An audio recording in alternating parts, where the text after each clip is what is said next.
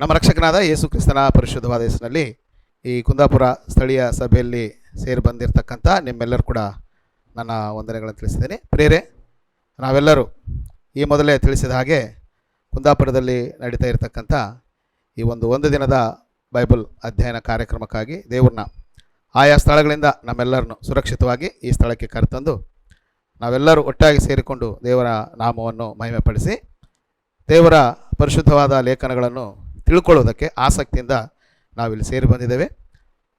ದೇವರು ನಮ್ಮೆಲ್ಲರನ್ನು ಆಶೀರ್ವದಿಸಲಿ. ಆತನ ಪರಿಶುದ್ಧವಾದ ಲೇಖನಗಳ ಆತನ ಮಾತುಗಳನ್ನು ನಾವು ಸರಿಯಾಗಿ ತಿಳ್ಕೊಳ್ಳುವಂತೆ, ಅರ್ಥ ಮಾಡಿಕೊಳ್ಳುವಂತೆ, ನಮ್ಮ ಮನೋನೇತಗಳು ಬೆಳಗಿಸಲ್ಪಡುವಂತೆ ದೇವರು ಸಹಾಯ ಮಾಡಲಿ. ಸೊ ನೀವು ಅತ್ತಿತ್ತ ಆಲೋಚನೆ ಮಾಡದೆ ಬೇರೆ ದಿಕ್ಕಿನ ಕಡೆಗೆ ನಿಮ್ಮ ಆಲೋಚನೆ ಇಡದೆ ಇವತ್ತು ಏನು ವಿಚಾರ ಅಥವಾ ನಾನೇನು ದೇವ್ರ ವಾಕ್ಯದಿಂದ ಅಂಶವನ್ನು ಹೇಳ್ತಾ ಇದ್ದೇನೆ ಅದರ ಮೇಲೆ ನಿಮ್ಮ ಮನಸ್ಸು ಆಲೋಚನೆಗಳು ಇಟ್ಟಿದ್ದೆ ಆದರೆ ನಿಮಗೆ ಆ ವಾಕ್ಯವು ಅರ್ಥ ಆಗಲಿಕ್ಕೆ ಸಹಾಯ ಆಗುತ್ತೆ.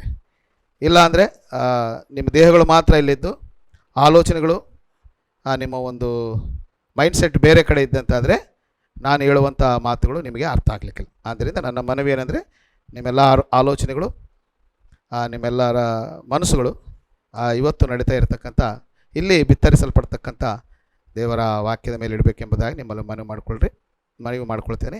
ಸಾಧ್ಯವಾದರೆ ಬರ್ಕೊಳ್ಳೋರು ಬರ್ಕೊಳ್ಳಿ. ಸೊ ಇಲ್ಲಾಂದರೆ ಸರಿಯಾಗಿ ಕೇಳಿ, ಯಾಕಂದರೆ ಸಹೋದರಿ ಯೂಟ್ಯೂಬ್ನಲ್ಲೂ ಕೂಡ ಅಪ್ಲೋಡ್ ಮಾಡ್ತಾರೆ. ನೀವು ಯಾವಾಗಲಾದರೂ ಕೇಳ್ಬೋದು, ಇದು ಒಂದು ಅವಕಾಶ ಇದೆ. ಎಷ್ಟು ಬಾರಿ ಆದರೂ ಕೇಳ್ಬೋದು, ಅರ್ಥ ಆಗೋ ತಕ್ಕನೂ ಕೂಡ ಕೇಳ್ಬೋದು. ಸೊ ಆದ್ದರಿಂದ ನೀವು ವಿನಮ್ರತೆಯಿಂದ ಶಾಂತಿ ರೀತಿಯಿಂದ ಕೂತ್ಕೊಂಡು ಈ ಸಂದೇಶವನ್ನು ಆಲಿಸಬೇಕಾಗಿ ನಿಮ್ಮಲ್ಲಿ ಮನವಿ ಮಾಡಿ. ಪ್ರೇರೆ, ಈ ಮೊದಲೇ ತಿಳಿಸಿದ ಹಾಗೆ ಇಂದಿನ ಪಾಠ್ಯಾಂಶವು ಸಹೋದರು ವಾಟ್ಸಪ್ಪಲ್ಲಿ ಕೂಡ ತುಂಬ ದಿನಗಳಿಂದ ಆಗ್ತಾಯಿದ್ದಾರೆ. ನಿಮಗೆಲ್ಲರೂ ಗೊತ್ತಿರತಕ್ಕಂಥ ನಾವೆಲ್ಲರೂ ಆಲೋಚನೆ ಮಾಡಿದ್ದೇವೆ. ಸಹೋದರು ವಾಟ್ಸಪ್ನ ಮೂಲಕ ಸೋಷಿಯಲ್ ಮೀಡಿಯಾನ ಉಪಯೋಗಿಸ್ಕೊಂಡು ಕೂಡ ಆ ಗ್ರೂಪ್ಗಳಲ್ಲಿ ಕೂಡ ಶೇರ್ ಮಾಡಿರ್ತಾರೆ. ಇವತ್ತಿನ ಅಂಶವು ಬಂದು ದೈವತ್ವವು ತ್ರಿತ್ವವು ಯಾವುದು ಸರಿ, ದೈವತ್ವವು ತ್ರಿತ್ವವು ತ್ರಯಕತ್ವವು ಯಾವುದು ಸರಿ ಎನ್ನುವಂಥ ಈ ಅಂಶವನ್ನು ಕುರಿತು ದೇವರ ವಾಕ್ಯ ಏನು ಹೇಳ್ತಾ ಇದೆ, ದೇವರು ಏನು ಬರೆಸಿದ್ದಾನೆ ಅನ್ನೋದನ್ನು ಮಾತ್ರ. ನನ್ನ ಉಪದೇಶ ಬರೀ ಬೈಬಲ್ಗೆ ಮಾತ್ರ ಸೀಮಿತವಾಗಿರ್ತದೆ. ನಾನು ನನ್ನ ಸ್ವಂತ ಜ್ಞಾನ, ಸ್ವಂತ ಆಲೋಚನೆ, ನನ್ನ ಅನುಭವ ಇವನ್ನೆಲ್ಲ ಪಕ್ಕಕ್ಕಿಟ್ಟು ದೇವರು ತನ್ನ ಪರಿಶುದ್ಧವಾದ ಲೇಖನಗಳಲ್ಲಿ ಏನು ಬರೆಸಿದಾನೋ ಅದನ್ನು ಮಾತ್ರ ನಿಮಗೆ ಹೇಳಲಿಕ್ಕೆ ನಾನು ಬದ್ಧನಾಗಿರ್ತೀನಿ. ಆ ರೀತಿಯಾಗಿ ನಿಮಗೆ ಹೇಳ್ತೀನಿ ಎಂಬುದಾಗಿ ನಿಮಗೆ ವಚನ ಕೊಡ್ತಾಯಿದ್ದೀನಿ. ನಾನು ಪ್ರಮಾಣಪೂರ್ವಕವಾಗಿ ಹೇಳ್ತಾಯಿದ್ದೀನಿ. ಆದ್ದರಿಂದ ದೈವತ್ವವು ತ್ರಿತ್ವವು ತ್ರಯಕತ್ವ ಎಂಬ ಈ ವಿಚಾರವನ್ನು ನಾವು ಆಲೋಚನೆ ಯಾಕೆ ಮಾಡಬೇಕು, ಇದನ್ನೇ ಯಾಕೆ ನಾವು ಸ್ಟಡಿ ಮಾಡಬೇಕು, ಅಥವಾ ಇದನ್ನು ತಿಳ್ಕೊಳ್ಳುವಂಥ ಅವಶ್ಯಕತೆ ಏನಿದೆ, ಅಥವಾ ಈ ಪಾಠದ ಉದ್ದೇಶ ಏನು ಅನ್ನೋದನ್ನ ನಾನು ನಿಮಗೆ ಮೊದಲನೇದಾಗಿ ತಿಳಿಸ್ತೀನಿ. ಕ್ರೈಸ್ತರಲ್ಲಿ ಅನೇಕ ಶತಮಾನಗಳಿಂದಲೂ ಅನೇಕರನ್ನ ಕಾಡಿಸ್ತಾ ಇರತಕ್ಕಂಥ ಪ್ರಶ್ನೆ ಇದು. ದೇವರೇನು ಒಬ್ಬರ ಅಥವಾ 3 ಜನನ ಅಥವಾ 3 ಜನ ಸೇರಿ ಒಬ್ಬ ದೇವರ ಅನ್ನೋದು ಕ್ರೈಸ್ತರಲ್ಲಿ ಬಹಳ ಗೊಂದಲಕ್ಕೆ ಈಡು ಮಾಡಿದೆ. ಪುರಾತನ ಕಾಲದಿಂದಲೂ ಅನೇಕರು ಇದನ್ನು ನಂಬಿಕೊಂಡು ಪ್ರತಿಪಾದನೆ ಮಾಡಿಕೊಂಡು ಬರ್ತಾಯಿದ್ದಾರೆ. ದೇವರ ವಾಕ್ಯ ಏನು ಹೇಳಿದೆ, ದೇವರು ಏನು ಬರೆಸಿದ್ದಾನೆ ಅನ್ನೋದ್ರ ಕಡೆ ಮನುಷ್ಯರು ಗಮನ ಕೊಡದೆ ಸಮಾಜದಲ್ಲಿ ಯಾರೋ ಬೋಧಕರು ಮಾತಾಡಿದಂಥ ಮಾತುಗಳನ್ನು ಆಧಾರ ಮಾಡಿಕೊಂಡು ಅಲ್ಲಲ್ಲಿ ಮ್ಯಾಗ್ಝಿನ್ಸಲ್ಲಿ ಓದ್ಕೊಂಡಿರುವಂಥ ಸಮಾಚಾರವನ್ನು ಕಲೆಕ್ಟ್ ಮಾಡಿಕೊಂಡು ಒಂದು ನಂಬಿಕೆಯನ್ನು ಕಟ್ಟಿಕೊಂಡು ಸಮಾಜದಲ್ಲಿ ಕ್ರೈಸ್ತರು ಎಂಬುದಾಗಿ ಕರೆಯಲ್ಪಡುವಂಥ ಜನರು ಬದುಕ್ತಾ ಇದ್ದಾರೆ. ಆದ್ದರಿಂದ ನಿಜವಾಗಲೂ ದೇವರ ವಾಕ್ಯ ಏನು ಹೇಳುತ್ತೆ ಅನ್ನೋದನ್ನು ನಾವು ಆಲೋಚನೆ ಮಾಡಬೇಕು. ಇತ್ತೀಚೆಗೂ ಕೂಡ ಇದು ತುಂಬ ವೈರಲ್ ಆಗಿರ್ತಕ್ಕಂಥ ಸಮಾಚಾರ. ದೇವರೇನು ಒಬ್ಬರ 3 ಜನ ಸೇರಿ ಒಟ್ಟಿಗೆನ, ಅವರೇ ಇವರೇ ಅವರ, ಏನಿದು ಕನ್ಫ್ಯೂಷನು? ಒಂದು ಜನ 3 ಅಂತಾರೆ, ಒಂದು ಜನ 3 ಸೇರಿ ಒಬ್ಬ ದೇವರು ಅಂತಾರೆ, ಎಲ್ಲ ಒಬ್ಬರೇ ದೇವರು ಅಂತಾರೆ. ಒಬ್ಬರು ಒಂದೊಂದು ವಿಧವಾಗಿ ಹೇಳ್ತಾರೆ. ಇನ್ನೂ ಕೆಲವರು ಏನು ಹೇಳ್ತಾರೆ ಅಂದರೆ, ಯಾರು ಯಾವ ನಂಬಿಕೆಯಲ್ಲಿದ್ದರೂ ಪರವಾಗಿಲ್ಲ, ಅವ್ರ ನಂಬಿಕೆಯಲ್ಲಿ ಅವ್ರು ಮುಂದೆ ಬರೋದು, ನಮಗೆ ಅದೆಲ್ಲ ಬೇಡ, ನಂಬಿಕೆಯಲ್ಲಿದೆಯಾ ಭಕ್ತಿಯಲ್ಲಿದೆಯಾ ಅಷ್ಟು ಸಾಕಂತಾರೆ. ಈಗ ದೇವ್ರು ಯಾರೋ ಗೊತ್ತಿಲ್ಲ ಅಂದರೆ ನೀನು ಎಲ್ಲಿ ನಂಬಿಕೆ ಇಡ್ತೀಯ, ಎಲ್ಲಿ ನೀನು ಭಕ್ತಿಯಲ್ಲಿ ಯಾರಲ್ಲಿ ಭಕ್ತಿ ಇಟ್ಟು ಮುಂದೆ ನಡೀತೀಯ? ತಿಳ್ಕೊಳ್ಬೇಕಾದಂಥ ಅವಶ್ಯಕವಾದಂಥ ದೇವರನ್ನು ತಿಳ್ಕೊಳ್ಳದೆ ಆತೇನು ಒಬ್ಬನ 3 ಜನ ತ್ರಿಪಾತ್ರ ಅಭಿನಯ ಮಾಡಿದಾನ ಅಥವಾ 3 ಜನ ಸೇರಿ ಒಬ್ಬ ದೇವರ ಅನ್ನೋದು ಗೊತ್ತಿಲ್ಲದೆ ಯಾರಿಗಾದರೂ ಏನು ಯಾರ್ಯಾರ ನಂಬಿಕೆ ಅವರು ಎಂಬುದಾಗಿ ಜನರು ಕಾಲಹರಣ ಮಾಡ್ತಾ ಅದನ್ನು ತಳ್ಳಿ ಹಾಕುತ್ತಾ ನಾವು ಕ್ರೈಸ್ತರಾಗಿದ್ದರೆ ಸಾಕು, ನಂಬಿಕೆಯಲ್ಲಿ ಮುಂದುವರೆದ್ರೆ ಸಾಕು, ಮಿಕ್ಕಿದ್ದೆಲ್ಲ ದೇವರು ನೋಡ್ಕೊತಾನೆ ಎಂಬುದಾಗಿ ದೇವ್ರ ಮೇಲೆ ಹಾಕಿ ಅಜ್ಞಾನದಿಂದ ಜೀವನ ಮಾಡ್ತಕ್ಕಂಥ ಜನರು ಕೂಡ ನಾವು ಸಮಾಜದಲ್ಲಿ ನೋಡ್ತೀವಿ. ಯಾರು ತಂಟೆ ಬೇಡ, ಯಾರು ಸಹವಾಸ ಬೇಡ, ಅವ್ರವ್ರ ಗ್ರೂಪು, ಅವ್ರವ್ರ ಪಂಗಡ, ಅವ್ರವರು ಚರ್ಚು, ಅವ್ರವ್ರ ನಂಬಿಕೆ ಇರುತ್ತೆ. ನಾವು ಅದನ್ನು ಏನು ಟಚ್ ಮಾಡಲಿಕ್ಕೆ ಹೋಗಬಾರ್ದು. ಬೇಸಿಕ್ಸನ್ನು ಕಲ್ತ್ರೆ ಸಾಕು, ನಮ್ಮ ಪಾಪ ಪರಿಹಾರ ಆದರೆ ಸಾಕು, ನಾವು ಶುದ್ಧರಾದರೆ ಸಾಕು, ನಾವು ಸರಿಯಾಗಿದ್ದರೆ ಸಾಕು. ಈ ಸಿದ್ಧಾಂತಗಳು, ಬೈಬಲ್ ಏನು ಹೇಳ್ತಾ ಇದೆ, ಅವರೇನು ಹೇಳ್ತಾ ಇದ್ದಾರೆ, ಇವರೇನು ಹೇಳ್ತಾ ಇದ್ದಾರೆ, ಅದೆಲ್ಲ ಅಷ್ಟೇನು ಪ್ರಾಮುಖ್ಯತೆ ಅಲ್ಲ ಅಂತ ಕಾಲಹರಣ ಮಾಡುತ್ತಾ ದೇವ್ರ ಚಿತ್ತ ಏನಿದೆ ಎಂಬುದಾಗಿ ಅದನ್ನು ತಿಳ್ಕೊಳ್ಬೇಕೆಂಬ ಕಡೇ ಪಕ್ಷ ಮನಸ್ಸು ಮಾಡದೆ ಅವರಿವರು ಹೇಳಿದಂಥ ಮಾತುಗಳ ಮೇಲೆ ನಂಬಿಕೆಯನ್ನು ಕಟ್ಟಿಕೊಂಡು ಜೀವನ ಮಾಡ್ತಾ ಇರ್ತಾರೆ. ಇದು ಸರಿಯಾದದ್ದಾ ಎಂಬುದಾಗಿ ದೈವ ಗ್ರಂಥ ಅಥವಾ ದೇವ್ರ ಮುಂದೆ ನಿಂತ್ಕೊಂಡು ಪ್ರಶ್ನೆ ಮಾಡಿದರೆ ದೇವ್ರು ಏನು ಹೇಳ್ತಾನೆ, ಇದು ಸರಿಯಾದದ್ದು ಅಲ್ಲ. ನಾವೆಲ್ಲರೂ ದೇವ್ರ ಹತ್ರ ನಿಂತ್ಕೊಂಡಾಗ ದೇವರು ನಮ್ಮ ಮೇಲೆ ದೋಷಾರೋಪಣೆ ಮಾಡ್ತಾನೆ. ಕಾರಣ ಏನಂದರೆ, ದೇವರು ನಮಗೆ ತಿಳಿಸಬೇಕಾದನ್ನೆಲ್ಲವನ್ನು ಕೂಡ ದೇವರು ಸತ್ಯವೇದದಲ್ಲಿ ನಮಗೆ ತಿಳಿಸ್ತಾನೆ. ಸತ್ಯವೇದ ದೇವ್ರ ಮನಸ್ಸು. ಸತ್ಯವೇದದಲ್ಲಿ ಏನಿದೆ, ದೇವ್ರ ಮನಸ್ಸು, ದೇವರ ಆಲೋಚನೆಗಳು, ದೇವ್ರ ಸಂಕಲ್ಪ, ದೇವ್ರ ಉದ್ದೇಶಗಳನ್ನು ಒಳಗೊಂಡಿರ್ತಕ್ಕಂಥ ಪುಸ್ತಕ ಸತ್ಯವೇದ. ಅಂದರೆ ಇದೇನೋ ಒಂದು ಮತಪುಸ್ತಕ ಅಲ್ಲ, ಕ್ರೈಸ್ತರ ಮತಪುಸ್ತಕ ಅಲ್ಲ. ಇದು ಬೇರೆಯವರಿಗೆ, ಬೇರೆ ಬೇರೆ ಪಂಗಡದವರಿಗೆ, ಬೇರೆ ಬೇರೆ ಜನಾಂಗಕ್ಕೆ ಒಂದೊಂದು ಗ್ರಂಥ ಇರುತ್ತೆ. ಹಾಗೆ ಕ್ರೈಸ್ತರಿಗೆ ಇದೊಂದು ರಿಲಿಜನ್ ಬುಕ್ ಅಲ್ಲ, ಇದು ರಿಲಿಜನ್ ಬುಕ್ ಅಲ್ಲ. ಸತ್ಯವೇದ ಅಂದರೆ, ಬೈಬಲ್ ಅಂದರೆ ಇದು ತೆರೆಯಲ್ಪಟ್ಟಂಥ ದೇವರ ಮನಸ್ಸು. ಇದು ದೇವರ ಉದ್ದೇಶಗಳಿವೆ ಇದರಲ್ಲಿ, ದೇವರ ಆಲೋಚನೆಗಳಿವೆ ಇದರಲ್ಲಿ. ಇದು ನನ್ನ ಆಲೋಚನೆಗಳಲ್ಲ, ಜ್ಞಾನಾನಂದ ಎನ್ನುವಂಥ ನನ್ನ ಆಲೋಚನೆಗಳಲ್ಲ, ಅಥವಾ ಸುನಿಲ್ ಬದರ್ ಅವರ ಆಲೋಚನೆಗಳಲ್ಲ, ಅಥವಾ ವಿಲ್ಸನ್ ಬದರ್ ಅವರ ಉದ್ದೇಶಗಳು ಇದರಲ್ಲಿಲ್ಲ, ಅಥವಾ ಫ್ರಾನ್ಸಿಸ್ ಬದರ್ ಅವರ ಅನಿಸಿಕೆಗಳು ಇದರಲ್ಲಿ ಇಲ್ಲ. ಇವು ಯಾರಂದರೆ ದೇವರ ಉದ್ದೇಶಗಳು. ಇದರಲ್ಲಿ ಏನಿದೆ, ದೇವರ ಉದ್ದೇಶಗಳು, ದೇವರ ಆಲೋಚನೆಗಳು, ದೇವ್ರ ಸಂಕಲ್ಪ ಇದೆ. ಇದನ್ನು ಓದ್ದವನಿಗೆ ದೇವರ ಉದ್ದೇಶಗಳು, ದೇವರ ಸ್ವಭಾವ, ಆತನ ಸಂಕಲ್ಪ ಏನು ತಿಳ್ಕೊಂಡು ಅದರಂಗೆ ನಮ್ಮ ಬದುಕನ್ನು ರೂಪಿಸಿಕೊಳ್ಳುವುದು ಮುಖ್ಯ. ಅದನ್ನು ಬಿಟ್ಬಿಟ್ಟು ನಿನಗೇನೋ ತೋಚಿದೆ, ಅವರೇನೋ ಹೇಳಿದ್ದಾರೆ, ಅವ್ರ ಹತ್ರ ಯಾಕೆ ನಮಗೆ ಸುಮ್ಮನೆ ಅವ್ರ ಹತ್ರ ಗೊಂದಲ ಯಾಕೆ, ಯಾರ್ಯಾರು ಏನೇ ನಂಬ್ಕೊಂಡು ಹೋಗ್ತಾರೆ ನಂಬ್ಕೊಂಡು ಹೋಗಿ ನಮ್ಮ ಪಾಡಿಗೆ ನಾವು ಇರೋಣ ಅಂತ ಹೇಳಿದ್ರೆ ನಿನಗೆ ದೇವ್ರ ಮನಸ್ಸು, ದೇವರ ಆಲೋಚನೆ, ದೇವರ ಉದ್ದೇಶಕ್ಕೆ ಗೌರವ ಇಲ್ಲ ಅಂತ, ನಿನಗೆ ದೇವ್ರ ಬಗ್ಗೆ ಗೌರವ ಇಲ್ಲ ಅಂತ ಎಂಬುದಾಗರ್ಥ. ಯಾರ್ಯಾರು ಅವ್ರವ್ರ ನಂಬಿಕೆಗಳು, ಅವ್ರವ್ರ ಅನಿಸಿಕೆಗಳ ಪ್ರಕಾರ ನಡ್ಕೊಳ್ಳೋದಾದರೆ ಇದು ಯಾಕೆ? ವಿಲ್ಸನ್ ಬದರ್, ಈಗ ವಿಲ್ಸನ್ ಬದರ್ ಒಂದು ಥಾಟ್ ಮಾಡ್ತಾರೆ, ಅವರೊಂದು ಉದ್ದೇಶ ಇದೆ, ಅವ್ರು ಯಾವುದೋ ಒಂದು ಚರ್ಚಿಗೆ ಹೋಗ್ತಾರೆ, ಡಿನಾಮಿನೇಷನ್ ಒಂದು ಗುಂಪಿಗೆ, ನಾನೊಂದು ಯಾವುದೋ ಗುಂಪಿಗೆ ಹೋಗ್ತೀನಿ, ಫ್ರಾನ್ಸಿಸ್ ಬದರ್ ಅವ್ರ ಒಂದು ಯಾವುದೋ ಒಂದು ಪಂಗಡಕ್ಕೆ ಹೋಗ್ತಾರೆ, ಸುನಿಲ್ ಬದರ್ ಅವರು ಮತ್ತು ವಿಲ್ಸನ್ ಅವರು. ಹೀಗೆ ಇಲ್ಲಿ ಕೂತ್ಕೊಂಡಿರ್ತಕ್ಕಂಥ ಪ್ರತಿಯೊಬ್ಬರಿಗೂ ನಮ್ಮದೇ ಆದಂಥ ನಂಬಿಕೆ, ನಮ್ಮದೇ ಆದಂಥ ವಿಶ್ವಾಸಗಳು, ನಮ್ಮದೇ ಆದಂಥ ಅನಿಸಿಕೆಗಳು, ಯಾರನ್ನೂ ಏನು ಟಚ್ ಮಾಡಬೇಡಿ, ಅವ್ರವ್ರ ನಂಬಿಕೆ ಅವ್ರದ್ದಂದರೆ ಇದು ಯಾಕೆ? ಇದನ್ನು ಯಾಕೆ ಕೈಯಲ್ಲಿ ಹಿಡ್ಕೋದು? ನಮ್ಗೆ ಏನು ತೋಚುತ್ತೋ, ನಮಗೇನು ಅನಿಸುತ್ತೋ ಅದ್ರ ಪ್ರಕಾರ ನಡೆದರೆ ಆಯ್ತಲ್ಲ. ಇದನ್ನು ದೇವ್ರು ಕೊಟ್ಟಿರ್ತಕ್ಕಂಥ ಉದ್ದೇಶ ಏನು ಆಲೋಚನೆ ಮಾಡಿದ ಫ್ರಾನ್ಸಿಸ್ ಬದರ್, ನೀವು ಹೇಗಾದ್ರೂ ನಡೀರಪ್ಪ, ನನ್ನಲ್ಲಿ ಭಕ್ತಿಯಿಂದ ಇರ್ರಿ ಎಂಬುದಾಗಿ ದೇವರು ಒಂದು ಹೇಳಿದರೆ ಇದರ ಅವಶ್ಯಕತೆ ನಮಗೆ ಇಲ್ಲ. ಇಷ್ಟಕ್ಕೂ ಇದರ ಅವಶ್ಯಕತೆ ಐತಾ ಇಲ್ಲ ಅಷ್ಟು ಹೇಳ್ರಿ ನಮಗೆ. ನೀವು ಮುಕ್ತವಾಗಿ ಹೇಳಿದರೆ ನಾನು ಮುಂದಕ್ಕೆ ಹೋಗ್ತೀನಿ. ಇದರ ಅವಶ್ಯಕತೆ ನಮಗಿದೆಯಾ ಇಲ್ವಾ? ನೀವು ಓಪನ್ ಆಗಿ ಹೇಳಿ, ಇದೆ, ಗಟ್ಟಿಯಾಗಿ ಹೇಳಿ, ಇದರ ಅವಶ್ಯಕತೆ ಇದೆಯಾ ಇಲ್ವಾ? ಇದೆ ಅಂದರೆ ಇದರ ಅವಶ್ಯಕತೆ ಇದ್ದರೆ ಇದರಲ್ಲಿ ಏನು ಬರೆದಿದ್ದೋ ಅದು ಇಂಪಾರ್ಟೆಂಟ್. ಇದರ ಅವಶ್ಯಕತೆ ಇದೆ ಅಂದರೆ ನನ್ನ ಆಲೋಚನೆ, ಜ್ಞಾನಾನಂದ ಬ್ರದರ್ ಉದ್ದೇಶ, ವಿಲ್ಸನ್ ಬ್ರದರ್ ಅವರ ಉದ್ದೇಶ ಇವು ಮುಖ್ಯ ಅಲ್ಲ. ಆದ್ದರಿಂದ ಅವ್ರವ್ರ ನಂಬಿಕೆ ಅವರು, ఎవరి విశ్వాసం వాళ్ళది, ಅವ್ರವ್ರ ನಂಬಿಕೆ ಅವ್ರದ್ದು ಅನ್ನೋದು ಸರಿಯಾದಂಥ ಅಭಿಪ್ರಾಯ ಅಲ್ಲ. ಎಲ್ಲರೂ ಒಂದೇ ನಂಬಿಕೆಗೆ ಬರಬೇಕು. ಎಫೆಸದವ್ರಿಗೆ ಬರುತ್ತೆ 4ನೇ ಅಧ್ಯಾಯದಲ್ಲಿ ಒಂದೇ ನಂಬಿಕೆ ಅಂತ ಹೇಳಿದೆ.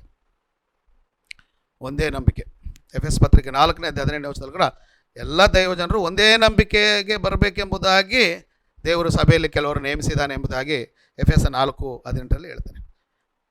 ಅವರವರ ನಂಬಿಕೆಗಳೇ ನಡಿಬೇಕನ್ನೋದು ದೇವ್ರ ಚಿತ್ತ ಅಲ್ಲ, ಎಲ್ಲರೂ ಒಂದೇ ನಂಬಿಕೆಗೆ ಬರಬೇಕು. ಅದಕ್ಕೆ ಯೂದನ ಪತ್ರಿಕೆ 1ನೇ ಅಧ್ಯಾಯ 3ನೇ ವಚನದಲ್ಲಿ ಒಂದೇ ಬಾರಿ ಒಪ್ಪಿಸಲ್ಪಟ್ಟಂಥ ನಂಬಿಕೆಗೋಸ್ಕರ ನೀವು ಹೋರಾಡಬೇಕೆಂಬುದಾಗಿ ನಾನು ಇದನ್ನು ಬರಿತಾ ಇದ್ದೀನಿ ಎಂಬುದಾಗಿ ಯೂದನು ಆ ಪತ್ರಿಕೆ ಉದ್ದೇಶವನ್ನು 3ನೇ ವಚನದಲ್ಲಿ ಬರಿತೇನೆ. ಆದ್ದರಿಂದ ನಾನು ಹೇಳೋದೇನೆಂದರೆ, ಅವರವ್ರ ನಂಬಿಕೆಗಳು, ಅವರವ್ರ ಸಿದ್ಧಾಂತಗಳು, ಅವರವರ ಆಲೋಚನೆಗಳು, ಅವರು ಅನಿಸ್ಕೊಂಡಿದ್ದು, ಅವರೊಂದು ಮತಪುಸ್ತಕಗಳು, ಆ ಚರ್ಚಿಗೆ ಸಂಬಂಧಪಟ್ಟಂಥ ಕೈಪಿಡಿಕೆ, ಈ ಚರ್ಚಿಗೆ ಸಂಬಂಧಪಟ್ಟಂಥ ನಡವಳಿಕೆ ಪುಸ್ತಕ, ಇವ್ಯಾವು ದೈವ ಗ್ರಂಥಕ್ಕೆ ಸಮಾನ ಅಲ್ಲ. ಈಗ ಅವರವ್ರ ಸಭೆಗೆ ಅವರ ಒಂದು ನಡವಳಿಕೆ ಪುಸ್ತಕ ಬರ್ಕೊಂಡು ನಡೀತಾ ಇದ್ರೆ ಇದರ ಅವಶ್ಯಕತೆ ಏನಿದೆ ಫ್ರಾನ್ಸಿಸ್ ಬದರ್? ಈಗ CSA ಒಂದು ಪುಸ್ತಕ ಬರ್ಕೊಂಡಿದ್ದಾರೆ, ಮೆಥಡಿಸ್ಟ್ ಅವರು ಒಂದು ಪುಸ್ತಕ ಬರ್ಕೊಂಡಿದ್ದಾರೆ, ಅಥವಾ ಇನ್ಯಾವುದೋ ಕೆಥಲಿಕ್ ಅವರು ಒಂದು ಪುಸ್ತಕ ಬರ್ಕೊಂಡಿದ್ದಾರೆ ಅಂತ ಹೇಳಿದರೆ ಇದರ ಅವಶ್ಯಕತೆ ಏನಿದೆ? ನಾವೇ ಒಂದು ಬರ್ಕೊಂಡು, ನಾವು ಕ್ರಿಸ್ತನ ಸಭೆಯವರು ನಾವು ಒಂದು ಬುಕ್ ಬರ್ಕೊಂಡು ಸಭೆಯನ್ನು ಏನು ಮಾಡ್ಕೊಂಡು ರನ್ ಮಾಡ್ಕೊತ, ಅಂದರೆ ಸಭೆಯನ್ನು ನಡೆಸ್ಕೊಳ್ತಾ ನಾವು ಎಲ್ಲರೂ ನಮಗೆ ಬೇಕಾದಂಥ ನಂಬಿಕೆಗಳಲ್ಲಿ ಏನು ಮಾಡ್ಬೋದು, ಮುಂದೆ ಬರಿಬೋದು. ಆದರೆ ದೇವರು ಅದನ್ನು ಒಪ್ತಾನ? ಅದಕ್ಕೆ ಅವಕಾಶ ಇರಬಾರ್ದು ಎಂಬುದಾಗಿ, ನನ್ನ ಕಡೆ ನೋಡಿ, ಅದಕ್ಕೆ ಅವಕಾಶ ಇರಬಾರ್ದು ಎಂಬುದಾಗಿ ದೇವರು ಈ ಪವಿತ್ರವಾದ ಲೇಖನಗಳನ್ನು ಒಳಗೊಂಡಂಥ ಈ ಬೈಬಲ್ ಅಥವಾ ಈ ಗ್ರಂಥ, ದೈವ ಗ್ರಂಥವನ್ನು ನಮಗೆ ಕೊಟ್ಟಿದ್ದಾನೆ. ಈ ದೈವ ಗ್ರಂಥವನ್ನು ಪ್ರತಿಯೊಬ್ಬರು ಸನ್ಮಾನಿಸಬೇಕು. ದೈವ ಗ್ರಂಥವನ್ನು ಪ್ರತಿಯೊಬ್ಬರು ಏನು ಮಾಡಬೇಕು?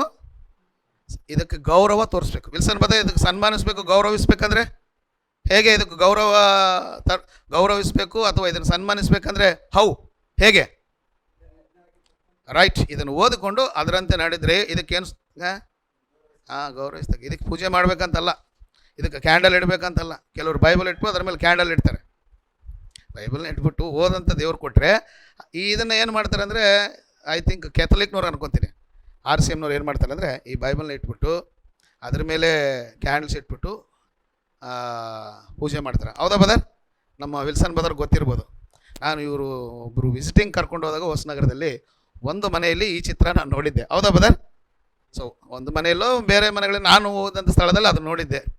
ಸೊ ಆದ್ದರಿಂದ ಇದನ್ನು ಗೌರವಿಸೋದು, ಸನ್ಮಾನಿಸಿದಂತೆ ಇದನ್ನು ಓದಿ ಇದರಲ್ಲಿ ಏನಿದೆಯೋ ಅದನ್ನು ಮಾತ್ರ ಕೈಗೆತ್ತಿಕೊಂಡು ಇನ್ನಿತರ ಮಾನವರ ಉದ್ದೇಶಗಳನ್ನು ಕೈ ಬಿಟ್ಟುಬಿಟ್ಟು ಇಲ್ಲಿ ಏನಿದೆಯೋ ಅದರಾಗೆ ನಾವು ನಂಬಿಕೆಯನ್ನು ಕಟ್ಟಿಕೊಳ್ಳೋದ್ರಿಂದ ಈ ದೈವ ಗ್ರಂಥವನ್ನು ನಾವು ಸನ್ಮಾನಿಸಿದಾಗ ಆಗುತ್ತೆ, ಇದಕ್ಕೆ ನಾವು ಗೌರವವನ್ನು ಸೂಚಿಸಿದಾಗೆ ಆಗುತ್ತೆ. ಆದ್ದರಿಂದ ನನ್ನ ಮನವಿ ಏನಂತ ಹೇಳಿದ್ರೆ, ಈ ಪಾಠದ ಪ್ರಾರಂಭದಲ್ಲಿ ನಾನು ನಿಮಗೆ ಹೇಳಿ ಬಯಸ್ತೀನಿ ಅಂತ ಹೇಳಿದ್ರೆ, ಇವರ ನಂಬಿಕೆಗಳು ಬೇಡ, ಬೈಬಲ್ ನಂಬಿಕೆಗೆ ಬರಬೇಕು. ಬ್ಯಾಕ್ ಟು ದಿ ಬೈಬಲ್ ಫೇತಿಗೆ ನಾವು ಬರಬೇಕು. ದೇವ್ರು ಏನು ಹೇಳಿದಾನೋ ಅದು ನಮಗೆ ಮುಖ್ಯ ಆಗಲಿ. ಜ್ಞಾನಾನಂದಂ ಬ್ರದರ್ ಏನು ಹೇಳಿದ್ರು, ಇನ್ನೊಬ್ಬರು ಏನು ಹೇಳಿದ್ರು ಅದು ನಮಗೆ ಮುಖ್ಯ ಅಲ್ಲ. ಆ ಸಭೆಯವರು ಏನು ಹೇಳಿದ್ರು, ಈ ಸಭೆಯವರು ಹೇಳಿದ್ರು ಅದು ನಮಗೆ ಮುಖ್ಯ ಅಲ್ಲ.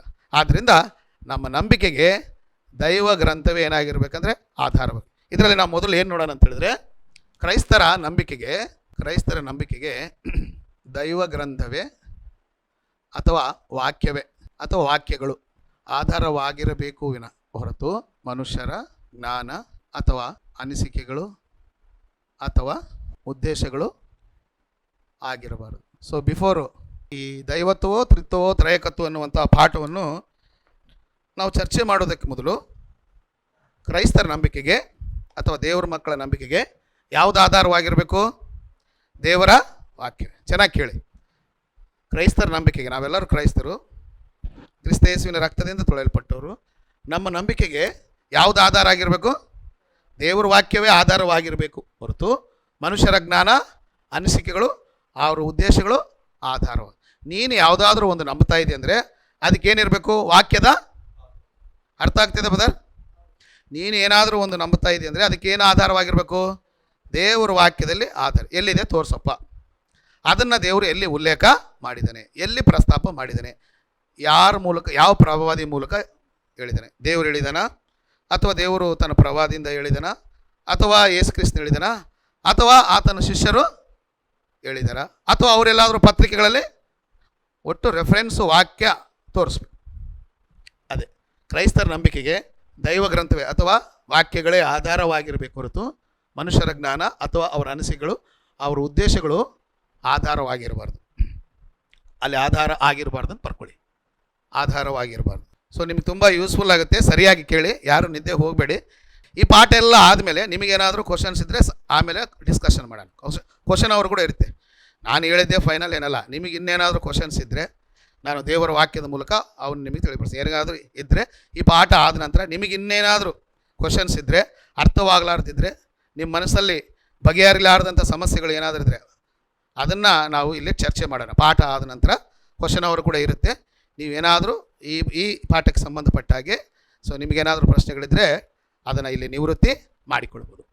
ಸೊ ಮನುಷ್ಯರ ಅನಿಸಿಕೆಗಳು, ಉದ್ದೇಶಗಳು, ಅಂದರೆ ನಾನು ಯಾವುದಾದ್ರೂ ಒಂದು ನಂಬ್ತಾ ಇದ್ದೀನಿ ಅಂದರೆ ಅದಕ್ಕೆ ವಾಕ್ಯದಲ್ಲಿ ಏನಿರಬೇಕು? ಆಧಾರ. ವಾಕ್ಯದಲ್ಲಿ ಬರೆದಿದ್ದರೆ ಮಾತ್ರ ಅದನ್ನು ನಾವು ಅನುಸರಿಸಬೇಕು. ಇಲ್ಲ ಅಂದರೆ ಅದನ್ನೇನು ಮಾಡಬೇಕು? ಕೈ ಬಿಡು. ಅದು ಎಂಥ ದೊಡ್ಡ ಮನುಷ್ಯನೇ ಹೇಳಿರಲಿ, ಇಲ್ಲಿ ವ್ಯಕ್ತಿ ಇಂಪಾರ್ಟೆಂಟಾ, ವಾಕ್ಯ ಇಂಪಾರ್ಟೆಂಟಾ? ವಾಕ್ಯಕ್ಕಿಂತ ಯಾರಾದರೂ ದೊಡ್ಡ ಮನುಷ್ಯರಿದ್ದಾರಾ? ವಾಕ್ಯಕ್ಕಿಂತ, ದೇವ್ರ ವಾಕ್ಯಕ್ಕಿಂತ ದೊಡ್ಡವ್ರು ಯಾರಾದರೂ ಇದ್ದಾರಾ ಬ್ರದರ್? ಯಾರಾದರೂ ಇದ್ದಾರೆ ಹೇಳಿ? ದೇವ್ರ ವಾಕ್ಯ ಈಸ್ ಗ್ರೇಟರ್ ದ್ಯಾನ್ ಮನುಷ್ಯರು. ಮ್ಯಾಥ್ಸಲ್ಲಿ ಇದು ಗ್ರೇಟರ್ ದ್ಯಾನ್ ಸಿಂಬಲ್ ಉಪಯೋಗಿಸ್ತಾರೆ, ಗೊತ್ತಿದೆಯಲ್ಲ ನಿಮಗೆ? ಸೊ ದೇವ್ರ ವಾಕ್ಯವು ಎಲ್ಲ ಮನುಷ್ಯರಿಗಿಂತ, ಸೊ ಗಾಡ್ಸ್ ವರ್ಡ್, ದೇವ್ರ ವಾಕ್ಯವು ಈಸ್ ಗ್ರೇಟರ್ ದ್ಯಾನ್ ಎಲ್ಲ ವ್ಯಕ್ತಿಗಳಿಗಿಂತ. ಯಾರು ದೊಡ್ಡವರು ಅಂದರೆ ದೇವ್ರ ವಾಕ್ಯವೇ ದೊಡ್ಡದು. ದೇವ್ರ ವಾಕ್ಯದ ಮುಂದೆ ಯಾರು ದೊಡ್ಡವರು ಅಲ್ಲ. ದೇವ್ರ ವಾಕ್ಯವೇ ದೊಡ್ಡದು. ಹೌದಾ ಬದರ್? ಇದು ನಂಬ್ತೀರಾ? ಇಲ್ಲ ಬದರ್, ನಾವು ದೇವ್ರ ವಾಕ್ಯಕ್ಕಿಂತ ನಮಗೆ ಈ ಮನುಷ್ಯನೇ ದೊಡ್ಡವನಂದರೆ ಅಂಥವ್ರು ನಾನು ಏನು ಹೇಳಲಿಕ್ಕೆ ಇಷ್ಟ. ಒಂದು ವೇಳೆ ನಿಮಗೆ ದೇವ್ರ ವಾಕ್ಯದ ಮೇಲೆ ಗೌರವ ಇದ್ದರೆ, ಸೊ ದೇವ್ರ ವಾಕ್ಯವೇ ಎಲ್ಲರಿಗಿಂತ ದೊಡ್ಡದು. ಇದನ್ನು ನಾವು ಸನ್ಮಾನ. ಆದ್ದರಿಂದ ನಾವು ಏನಾದರೂ ಒಂದು ವಿಚಾರವನ್ನು ನಂಬಿದರೆ, ಯಾವುದಾದ್ರೂ ಒಂದು ವಿಷಯವನ್ನು ನಂಬಿದರೆ, ಅದಕ್ಕೆ ವಾಕ್ಯದ ಆಧಾರ ಎಲ್ಲಿದೆ ತೋರಿಸು. ವಿಲ್ಸನ್ ಬದರ್, ಅದು ಎಲ್ಲಿದೆ ತೋರಿಸು. ನೀನು ಪ್ರತಿಪಾದನೆ ಮಾಡ್ತಾ ಇರ್ತಕ್ಕಂಥದ್ದು ದೇವ್ರ ವಾಕ್ಯದಲ್ಲಿದ್ದರೆ ಅದನ್ನು ನಾನು ಕೂಡ ಏನು ಮಾಡ್ತೀನಿ? ಅನುಸರಣೆ ಮಾಡ್ತೀನಿ. ನಾನು ಕೂಡ ತಿರಸ್ಕಾರ ಮಾಡಲ್ಲ. ಯಾಕಂದರೆ ಬರೆದಿದ್ದನ್ನು ಯಾರಾದರೂ ತಿರಸ್ಕಾರ ಮಾಡಿದ್ರೆ ಅವ್ನು ನರಕ ಪಾತ್ರನು. ಹೌದಾ ಬದರ್? ಬರೆದಿದ್ದನ್ನು ಯಾರಾದರೂ ಅಲ್ಲಗಳಿದ್ರೆ ಅದು ತಪ್ಪು ಎಂಬುದಾಗಿ ತಿಳ್ಕೊಂಡ್ರೆ ಅವನೇನಾಗ್ತಾನೆ? ಶಿಕ್ಷೆಗೆ ಕಾರಣ. ಆದ್ದರಿಂದ ನಾವು ಏನು ಆಲೋಚನೆ ಮಾಡಬೇಕಂದ್ರೆ, ಕ್ರೈಸ್ತರ ನಂಬಿಕೆಗಳಿಗೆ ಅಥವಾ ಕ್ರೈಸ್ತರ ನಂಬಿಕೆಗೆ ದೇವರ ವಾಕ್ಯವೇ ಆಧಾರವಾಗಿರಬೇಕಾಗಲಿ. ಮನುಷ್ಯರ ಜ್ಞಾನ, ಅವರ ಉದ್ದೇಶಗಳು, ಅವರ ಅನಿಸಿಕೆಗಳು, ಅವರ ಜ್ಞಾನ ಏನಾಗಿರಬಾರ್ದು?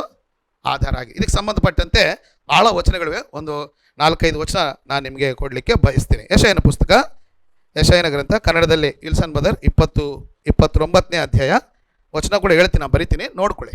ಯೆಶಾಯನು 29ನೇ ಅಧ್ಯಾಯ 14ನೇ ವಚನ. ಪೂರ್ವಕಾಲದಲ್ಲಿರ್ತಕ್ಕಂಥ ಯಹೂದ ಜನರನ್ನು ಉದ್ದೇಶಿಸಿ ದೇವರು ಈ ಮಾತು 13ನೇ ವಚನ, 14 ಅಲ್ಲ 13. ಈ ವಚನವನ್ನು ನಾವು ಮತ್ತೆ ಎಲ್ಲಿ ನೋಡ್ತೀವಿ ಅಂದರೆ, ಇದನ್ನೇ ಯೇಸು ಕ್ರಿಸ್ತನು ಮತ್ತಾಯನು ಬರೆದಂಥ ಸುವಾರ್ತೆ 15:19 ಕೋಟ್ ಮಾಡ್ತಾರೆ. ಓಕೆ, ಓದಿ. ಮತ್ತು ಯೆಹೋವನು ಈ ಜನರು ಅಂದರೆ ಯಹೂದ ಜನರನ್ನು ಕುರಿತು, ಈ ಜನರನ್ನು ಕುರಿತು ಪ್ರವಾದಿಯಾದ ಯೆಶಾಯನ ಮೂಲಕ ಮಾತಾಡ್ತಾನೆ. ಅವರ ನಡವಳಿಕೆ, ಅವರ ಭಕ್ತಿ, ಅವ್ರ ನಂಬಿಕೆ ಯಾವ ರೀತಿಯಾಗಿದೆ ಅಂತೇಳಿ ದೇವರು ಟೀಕೆ ಮಾಡ್ತಾ ಇದ್ದಾರೆ ಪ್ರವಾದಿ ಮೂಲಕ. ಈ ಜನರು ಮಾತಿನಿಂದ ನನ್ನನ್ನು ಏನು ಮಾಡ್ತಾರೆ ಅಂದರೆ, ಬರೀ ಬಾಯಿ ಮಾತಿನಿಂದ ದೇವರು ದೊಡ್ಡವನು, ಪ್ರೈಸ್ ದ ಲಾರ್ಡ್, ದೇವರು ಬಹಳ ಕೃಪೆಯುಳ್ಳವನು, ದೇವರು ಹಾಗೆ ಹೀಗೆ ಎಂಬುದಾಗಿ ಬರೀ ಮಾತಿನಿಂದ ನನ್ನನ್ನು ಸಮೀಪಿಸಿ ಯಾವುದರಿಂದ ಅಂತೆ? ಬಾಯಿ ಮಾತಿನಿಂದ, ತುಟಿಯಿಂದ ಸನ್ಮಾನಿಸೋರು ದೇವ್ರಿಗೆ ಬೇಕಾಗಿಲ್ಲ. ತಾನೇನು ಬರೆದಿದ್ದಾನೋ ಅದರ ಪ್ರಕಾರ ನಡ್ಕೊಂಡ್ರೆ ದೇವ್ರನ್ನು ಸನ್ಮಾನಿಸಿದಾಗೆ. ಅದನ್ನು ಬಿಟ್ಟು ನೀನು ಬರೀ ತುಟಿಯಿಂದ, ಬಾಯಿ ಮಾತಿಂದ ದೇವ್ರನ್ನ ಘನಪಡಿಸಿ ಆತನ ಬರೆದಿದ್ದನ್ನು ಪಕ್ಕಕ್ಕೆ ಇಟ್ಬಿಟ್ರೆ, ಸೊ ದೇವರು ಮೆಚ್ಚುವಲ್ಲ, ಟೀಕೆ ಮಾಡ್ತಾ ಇದ್ದಾನೆ. ಬರೀ ತುಟಿಯಿಂದ ಸನ್ಮಾನಿಸ್ತಾ ಇದ್ದಾರೆ. ಓಕೆ, ಮನಸ್ಸನ್ನು ಸುಡು, ಮನಸ್ಸನ್ನು ದೇವರ ಕಡೆಯಿಂದಲೂ ಆತನ ವಾಕ್ಯಕ್ಕೆ ದೂರ ಮಾಡ್ಕೊಂಡಿದ್ದಾನಂತೆ. ಇವ್ರ ಮನಸ್ಸೆಲ್ಲ ಮನುಷ್ಯರ ಆಲೋಚನೆಗಳು, ಮನುಷ್ಯರ ಕಟ್ಟಳೆಗಳ ಮೇಲೆ ಇರ್ತದಾಗಲಿ, ದೇವರ ವಾಕ್ಯಕ್ಕೆ ಯಾವಾಗಲೂ ದೂರ ಆಗಿದ್ದಾರೆ. ಇವರ ಮನಸ್ಸನ್ನು ದೂರ ಮಾಡಿಕೊಂಡು, ನೋಡ್ರಿ ಇಲ್ಲಿ ಅಂಡರ್ಲೈನ್ ಮಾಡ್ಕೊಳ್ಳಿ, ಬಾಯಿ ಪಾಠವಾಗಿ ಕಲಿತಿರುವ ಮನುಷ್ಯರ ಆಜ್ಞೆಗೆ ಸರಿಯಾದ ಭಯಭಕ್ತಿಯನ್ನು ಮಾತ್ರ. ನೋಡ್ರಿ ಇಲ್ಲಿ ದೇವರು ಏನು ಆಪಾದನೆ ಮಾಡಿ ಟೀಕೆ ಮಾಡ್ತಾ ಇದ್ದಾನೆ ಅಂದರೆ, ಯಹೂದ ಜನರನ್ನು ಬಾಯಿ ಪಾಠದಿಂದ ಕಲಿರ್ತಕ್ಕಂಥ ಮನುಷ್ಯರ ಆಜ್ಞೆಗಳ ಪ್ರಕಾರ ಇವರು ಭಕ್ತಿ ಮಾಡ್ತಾ ಇದ್ದಾರೆ. ಅಷ್ಟೇನಾ ಬದರ್, ವಿಲ್ಸನ್ ಬದರ್? ಎಸ್. ಇವ್ರ ಭಕ್ತಿ ಯಾವ ರೀತಿಯಾಗಂದ್ರೆ, ಮನುಷ್ಯರ ಅಲ್ಲಿಂದ ಓದಿ ಬದರ್, ಬಾಯಿ ಪಾಠವಾಗಿ ಹೋದ್ರಿ, ಬಾಯಿ ಪಾಠವಾಗಿ ಅಂತಿದೆ, ಅಲ್ಲಿಂದ ಓದಿ. ಬಾಯಿ ಪಾಠವಾಗಿ ಕಲಿತಿರುವ ಮನುಷ್ಯರ ಆಜ್ಞೆಗೆ ಸರಿಯಾದ ಭಯಭಕ್ತಿಯನ್ನು ಮಾತ್ರ ನನ್ನಲ್ಲಿಟ್ಟಿದ್ದಾರೆ. ಮನುಷ್ಯರ ಆಜ್ಞೆಗೆ ಸರಿಯಾದ ಸಂಬಂಧಿಸಿದ ಭಯಭಕ್ತಿ ಅಂತ, ಭಯಭಕ್ತಿ ಇಟ್ಟಿದ್ದಾರೆ. ದೇವರು ಇದನ್ನ ಏನು ಮಾಡ್ತಾನೆ ಅಂದರೆ, ರಿಜೆಕ್ಟ್ ಮಾಡ್ತಾ ಇದ್ದಾನೆ. ರಾಂಗ್ ಅಂತ ಹೇಳ್ತಾ ಇದ್ದಾನೆ. ಈ ಜನರು ಬರೀ ತುಟಿಯಿಂದ, ಬಾಯಿ ಮಾತಿಂದ ನಾನು ಅನುಸರಿಸ್ತಾರೆ. ಇವರು ದೂರ ನನಗೆ ದೂರವಾಗಿದೆ ಅಂದರೆ ದೇವ್ರ ವಾಕ್ಯಕ್ಕೆ ದೂರ. ದೇವ್ರ ವಾಕ್ಯದಲ್ಲಿ ಏನು ಹೇಳಿದಾನೆ ದೇವರು ಅದ್ರ ಬೇಕಾಗಿಲ್ಲ. ಇವರು ತೋರಿಸುವಂಥ ಭಯಭಕ್ತಿ ಯಾವುದ್ರ ಮೇಲೆ ಡಿಪೆಂಡ್ ಆಗಿದೆ ಅಂದರೆ, ಅದು ಮನುಷ್ಯರ ಆಜ್ಞೆಗಳಿಗೆ, ಸಂಪ್ರದಾಯಗಳಿಗೆ ಸಂಬಂಧಪಟ್ಟಿದೆ. ಇವರು ನನ್ನಲ್ಲಿ ತೋರುವ ಭಕ್ತಿ ವ್ಯರ್ಥ ಎಂಬುದಾಗಿ ಇದನ್ನು ನಿಮ್ಮನ್ನು ಉದ್ದೇಶಿಸೇ ಮಾತನಾಡಿದ್ದಾನೆ ಯೆಶಾಯನು. ಪೂರ್ವಕಾಲದಲ್ಲಿ ದೇವರು ಯೆಶಾಯನಿಂದ ಮಾತನಾಡಿದ್ದಾನೆ ಎಂಬುದಾಗಿ ಮತ್ತಾಯನು ಬರೆಸುವಾರ್ತೆ 15ನೇ ಅಧ್ಯಾಯ 9ನೇ ವಚನದಲ್ಲಿ ಈ ಮಾತನ್ನು ಶಾಸ್ತ್ರಿಗಳಿಗೆ, ಫರಿಸಾಯರಿಗೆ, ಕರ್ತನಾದ ಯೇಸು ಕ್ರಿಸ್ತನ ಈ ಭೂಮಿಯಲ್ಲಿ ಇರಬೇಕಾದ್ರೆ ಒಂದು ಬಾರಿ ಈ ಹಳೆ ಒಡಂಬಡಿಕೆಯಲ್ಲಿ ಕೋಟ್ ಮಾಡಲ್ಪಟ್ಟಂಥ ಈ ವಾಕ್ಯವು ನಿಮಗೆ ಡೈರೆಕ್ಟಾಗಿ ಅಲ್ಲಿ ಯೂದಾ ಜನರ ಬಗ್ಗೆ ಹೇಳಿದ ಯೆಶಾಯನ ಪುಸ್ತಕದಲ್ಲಿ. ಈಗ ಫರಿಸಾಯರಿಗೆ ಶಾಸ್ತ್ರಿಗಳಿಗೆ ಮನಮುಟ್ಟುವಾಗೆ ನಿಮಗೆ ಅಂತ ಹೇಳ್ತಾನೆ ನೋಡ್ರಿ. 15:9 ಓದಿ ಬದ 15:8 8ರಿಂದ 8-9. ಈ ಜನರು ಮಾತಿನಿಂದ ನನ್ನನ್ನು ಸನ್ಮಾನಿಸುತ್ತಾರೆ. ನೋಡ್ರಿ, ಈ ಜನರು ಅಂದ್ರೆ ಅದು ಎಲ್ಲಿದ್ದದು? ಈ ಯೇಸು ಕ್ರಿಸ್ತ ಹೇಳ್ತಾ ಇರ್ತಕ್ಕಂಥ ಮಾತಿಲ್ಲಿದು ಯೆಶಾಯ ಇದನ್ನು ಕೋಟ್ ಮಾಡ್ತಾ ಇದ್ದಾನೆ ದೇವರು ಮೊದಲು ಯೆಶಾಯನಿಂದ. ಈ ಜನರು ಬರೀ ಮಾತಿನಿಂದ ಸನ್ಮಾನಿಸ್ತಾರೆ, ಆದರೆ ಅವರ ಮನಸ್ಸು ನನಗೆ ದೂರವಾಗಿದೆ.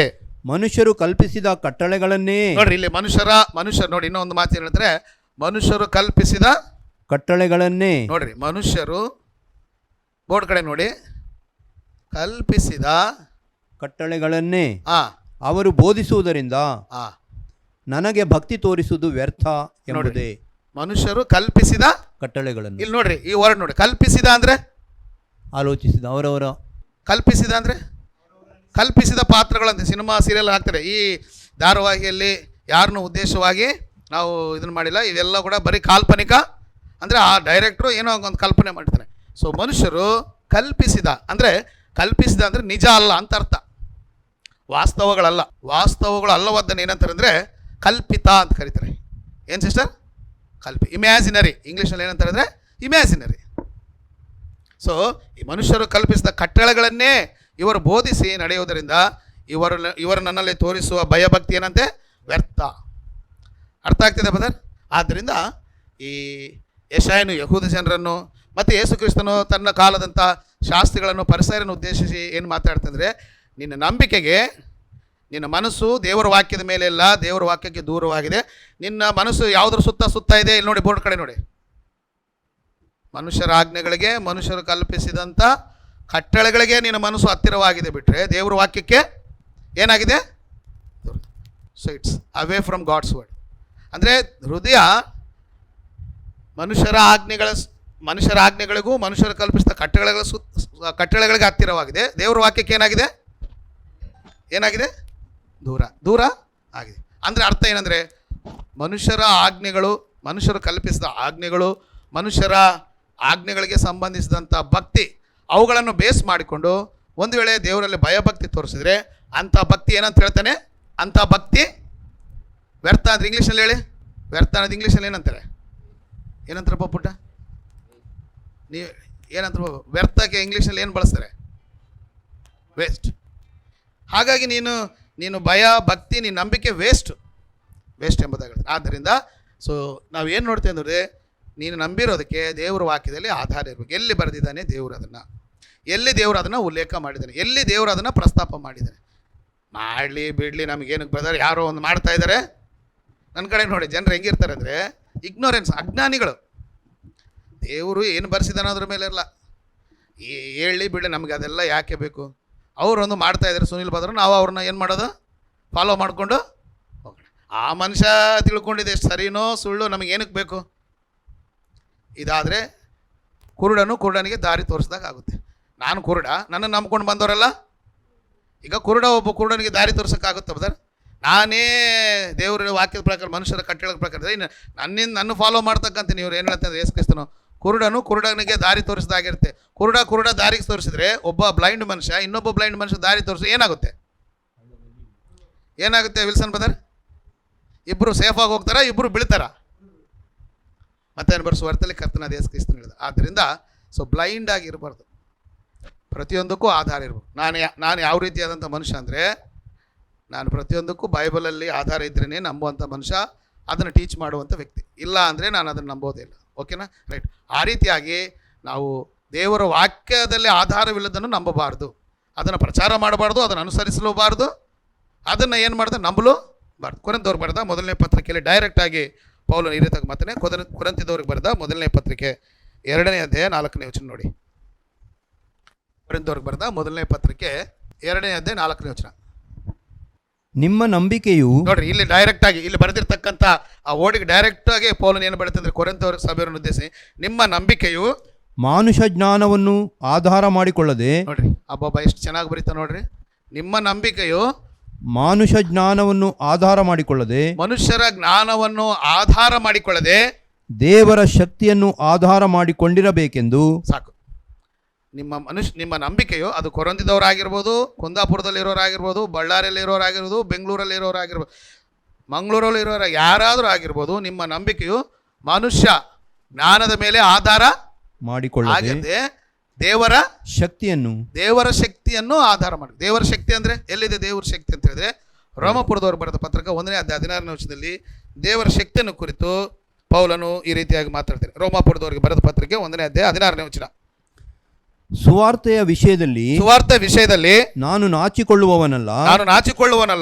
ಆ ಸುವಾರ್ತೆಯು ದೇವರ ಬಲ ಸ್ವರೂಪವಾಗಿದ್ದು, ಆ ಸುವಾರ್ತೆಯು ದೇವರ ಶಕ್ತಿಯಾಗಿದ್ದು, ದೇವರ ಬಲ ಸ್ವರೂಪವಾಗಿದ್ದು, ಮೊದಲು ಯಹೂದ್ಯರಿಗೆ ಆಮೇಲೆ ಗ್ರೀಕರಿಗೆ ಅಂತೂ ನಂಬುವವರೆಲ್ಲರಿಗೂ ರಕ್ಷಣೆ ಉಂಟು ಮಾಡುವಂತದ್ದಾಗಿದೆ. ನೋಡ್ರಿ, ಶಕ್ತಿ, ದೇವರ ಶಕ್ತಿ ಎದರಲ್ಲಿದೆ? ಸುವಾರ್ತೆಯಲ್ಲಿದೆ ಅಂತ ಇಲ್ಲಿ ಅರ್ಥ.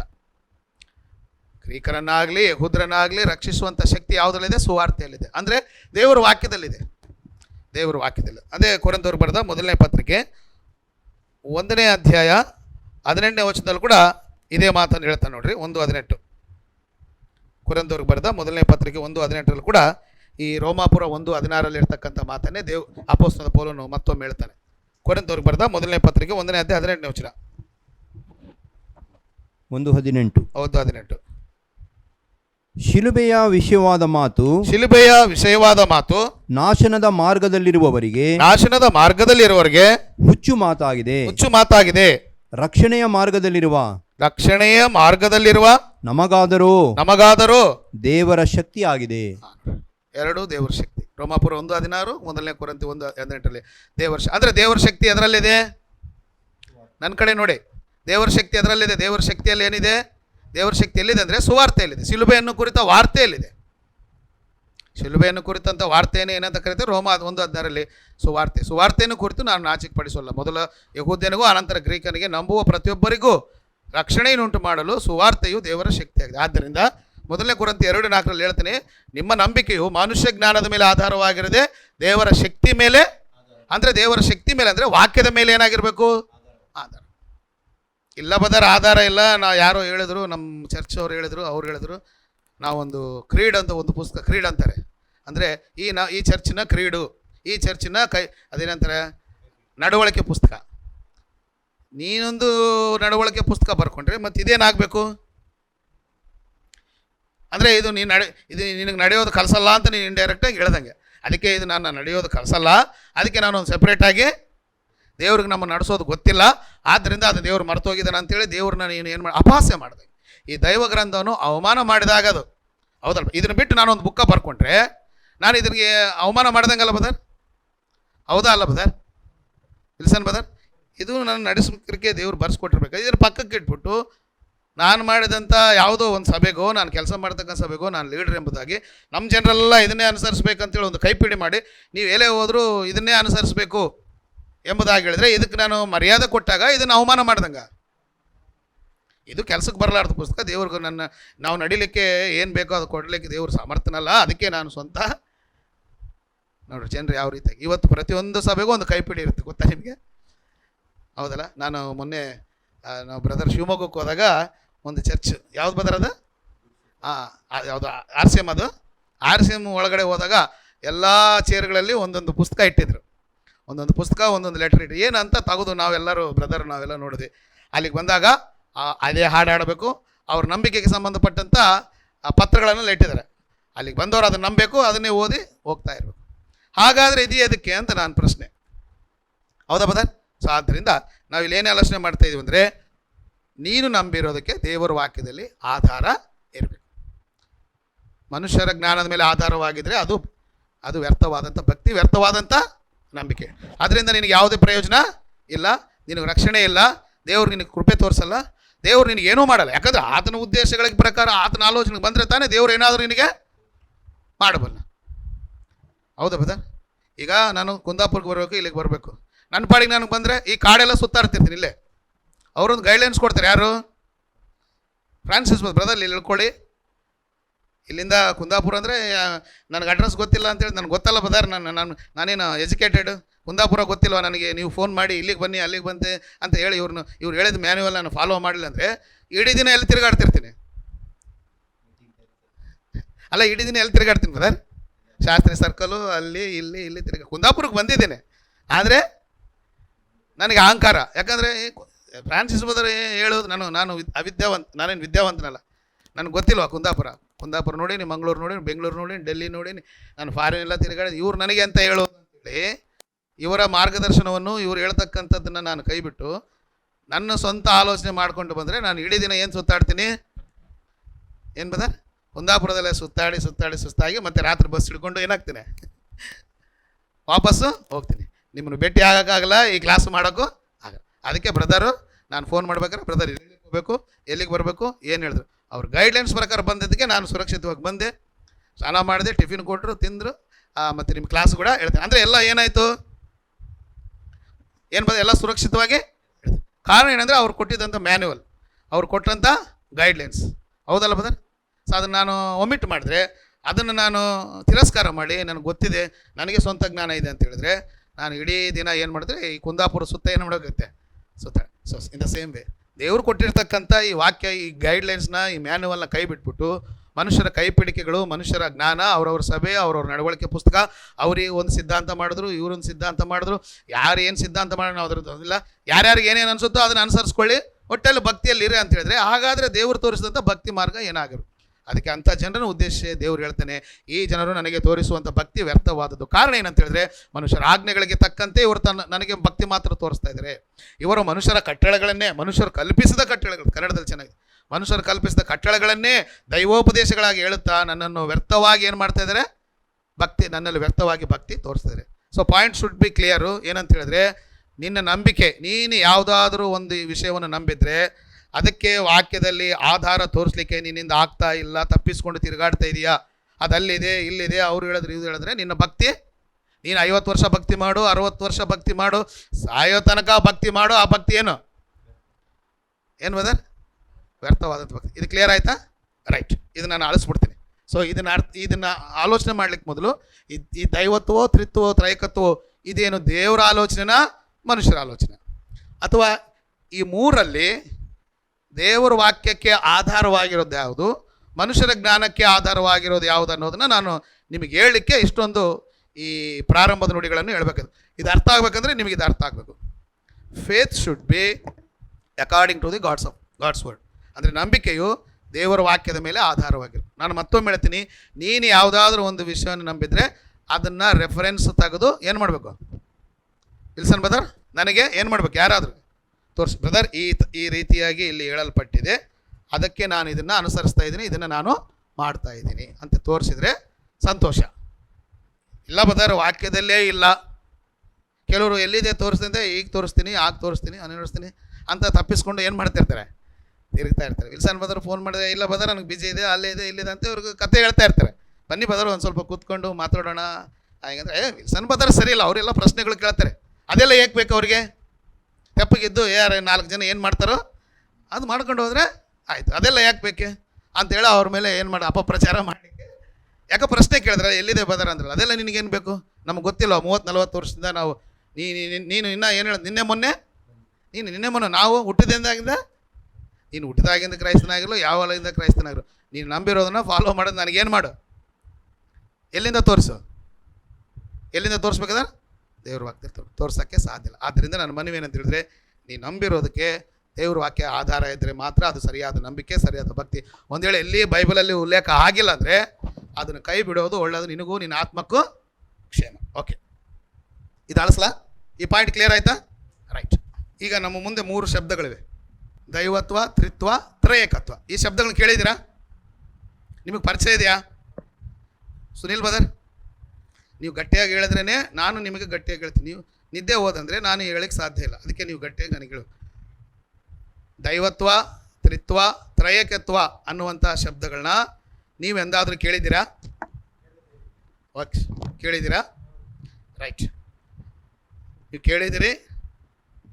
ಅದು ಈ 3 ಶಬ್ದ ಇದೆಯಲ್ಲ, ದೈವತ್ವ ಅಂದ್ರೇನು, ತ್ರಿತ್ವ ಅಂದ್ರೇನು, ತ್ರಯೇಕತ್ವ, ಇದ್ರ ಬಗ್ಗೆ ನಿಮಗೆ ಸಂಪೂರ್ಣವಾದ ಮಾಹಿತಿ ಉಂಟಾ? ಫ್ರಾನ್ಸಿಸ್ ಬ್ರದರ್, ಸಂಪೂರ್ಣವಾದ ಮಾಹಿತಿ ಉಂಟಾ? ಅಂದರೆ ನಾನು ಸಂಪೂರ್ಣ ಸ್ವಲ್ಪ ಗೊತ್ತಿರ್ಬೋದು, ನನ್ನ ಪ್ರಶ್ನೆಗಳಿಗೆ ಸಂಪೂರ್ಣವಾದ ಮಾಹಿತಿ ಉಂಟಾ? ಇಲ್ಲ, ಅಂದರೆ ಸ್ವಲ್ಪ ಸ್ವಲ್ಪ ಗೊತ್ತಿರ್ಬೋದು. ನಾನು ಹೇಳ್ತಾ ಇರೋದು ಸಂಪೂರ್ಣವಾದ ಮಾಹಿತಿ ಉಂಟಾ? ಇಲ್ಲ. ರೈಟ್. ನಾನು ಈಗೇನಂದರೆ ದೈವತ್ವ, ತ್ರಿತ್ವ ಇವನ್ನ ಮೂರು ಬಿಡಿ ಬಿಡಿಯಾಗಿ ಆಲೋಚನೆ ಮಾಡಿ. ಚೆನ್ನಾಗಿ ಕೇಳ್ರಿ, ನಿಮ್ಗೆ ಭಾಳ ಯೂಸ್ಫುಲ್. ಈಗ ದೈವತ್ವ, ತ್ರಿತ್ವ, ತ್ರೈಕತ್ವ ಇದೆಯಲ್ಲ, ಈ ಮೂರಲ್ಲಿ ಯಾವುದಕ್ಕೆ ವಾಕ್ಯ ಸಪೋರ್ಟ್ ಮಾಡುತ್ತೆ ಅಂದರೆ ಈ ಮೂರಲ್ಲಿ ಯಾವುದು ವಾಕ್ಯಾಧಾರವಾಗಿದೆ, ಯಾವುದು ಮನುಷ್ಯ ಜ್ಞಾನದ ಮೇಲೆ ಆಧಾರವಾಗಿದೆ ಅನ್ನೋದನ್ನು ನಾವು ಏನು ಮಾಡೋದು, ಎಳೆಯಾಗಿ ಏನು ಮಾಡೋಣ, ಬಿಡಿಸಿ ನೋಡೋಣ. ಒಂದು ವೇಳೆ ಈ ಮೂರಲ್ಲಿ ಯಾವುದಕ್ಕೆ ದೇವರ ವಾಕ್ಯ ಸಪೋರ್ಟ್ ಮಾಡುತ್ತೋ ಅದನ್ನು ನಾವು ಏನು ಮಾಡಬೇಕು, ನಂಬಬೇಕು, ಅದನ್ನು ಆನ್ಸರ್. ಈ ಮೂರಲ್ಲಿ ಯಾವುದಕ್ಕೆ ದೇವರ ವಾಕ್ಯ ಸಪೋರ್ಟ್ ಮಾಡಲ್ವೋ ಅದನ್ನೇನು ಮಾಡಬೇಕು, ನಾನು ಹೇಳಿದ ಮಾತ್ರಕ್ಕೆ ನಾನು ಇದು ನಂಬ್ತಾ ಇದ್ದೀನಿ, ನೀವು ನಂಬರ ಅಂತ ಹೇಳುವಂಥ ಮನುಷ್ಯ ಜೋರ್ ಜಬರ್ದಸ್ತಿ ಮೈ ಕಾಮ್ ಕರ್ನೇವಲ್ಲ ನಯೇ. ಅರ್ಥ ಆಯ್ತಲ್ಲ? ಅಂದರೆ ನಿಮ್ಗೆ ಫೋರ್ಸೇಬಲಿ ಇದನ್ನು ನಂಬಿ ಅಂತ ನಾನು ಹೇಳುವಂಥ ವ್ಯಕ್ತಿ. ಸೊ ಈ ಮೂರಲ್ಲಿ ಇವೇನೋ ಇದರ ಅರ್ಥ ಏನೋ ಅನ್ನೋದು ನಾನು ಬಿಡಿಸಿ ಇದಕ್ಕೆ ಯಾವುದು ದೇವ್ರ ವಾಕ್ಯ ಸಪೋರ್ಟ್ ಮಾಡುತ್ತೆ ಅನ್ನೋದನ್ನು ತಿಳ್ಕೊಂಡು, ಸೊ ಈ ಪಾಠ ಆದಮೇಲೆ ಇನ್ನೇನಾದರೂ ನಿಮಗೆ ಈ ಪಾಠಕ್ಕೆ ಸಂಬಂಧ ಪ್ರಶ್ನೆಗಳಿದ್ದರೆ ನಾವು ಕೂತ್ಕೊಂಡು ಏನು ಮಾಡೋಣ, ಡಿಸ್ಕಸ್ಸು ಮಾಡೋಣ. ರೈಟ್. ಫಸ್ಟ್ ಒನ್, ದೈವತ್ವವನ್ನು ಕುರಿತು ಆಲೋಚನೆ ಮಾಡೋಣ. ದೈವತ್ವ ಅಂದರೂ ಒಂದೇ, ದೇವತ್ವ ಅಂದರೂ ಒಂದೇ.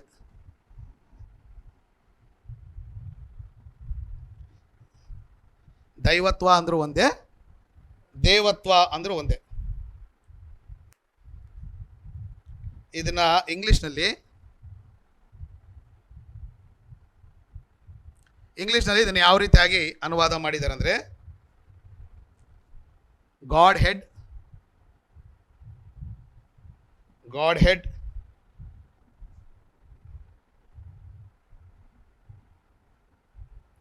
ಡಿಟಿ,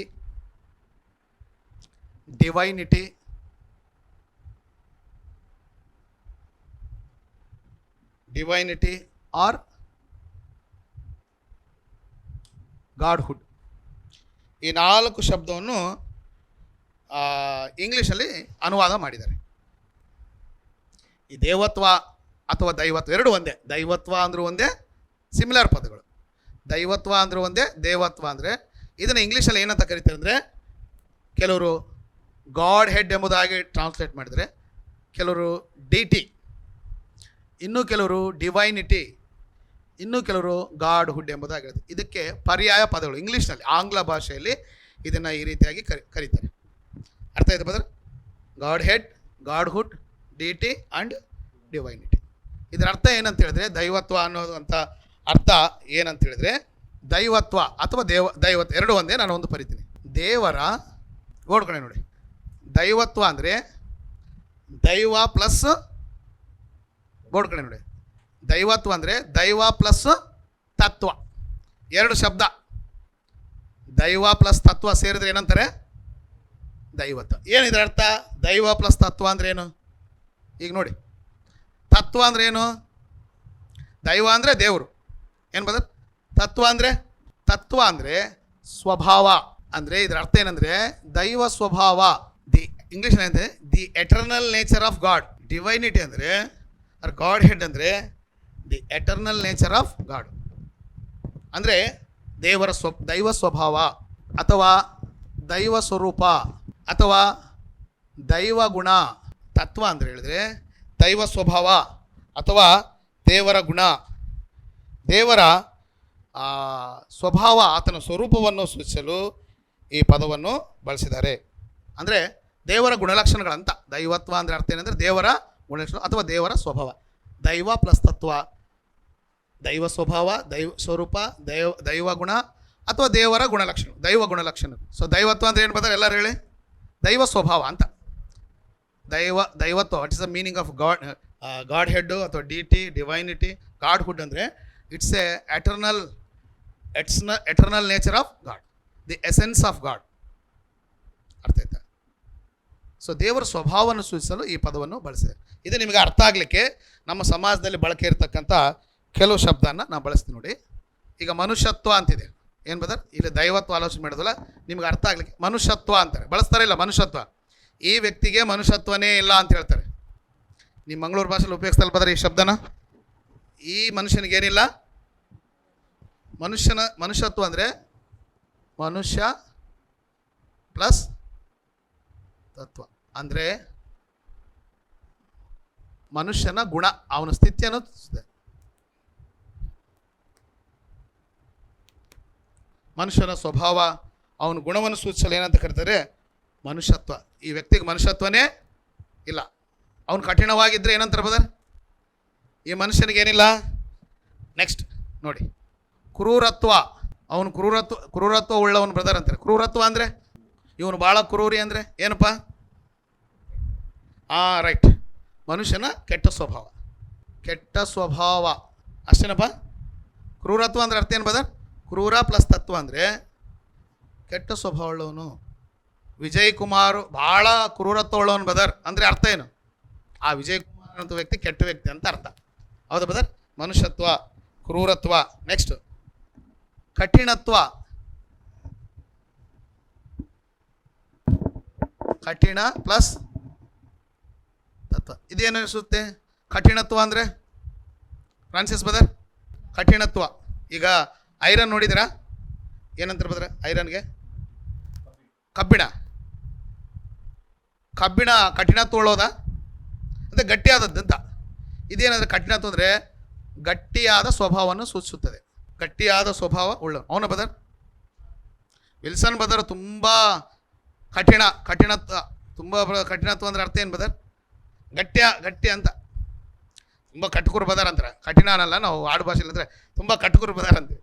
ಕಟುಕುರು ಅಂದರೆ ಏನು ಬದಾರ ಅರ್ಥ? ಅವ್ರ ಮನಸ್ಸು ಸ್ಮೂತ್ ಇಲ್ಲ, ಮಲ್ಲಿಗೆ ಹೂನಂಗಿಲ್ಲ.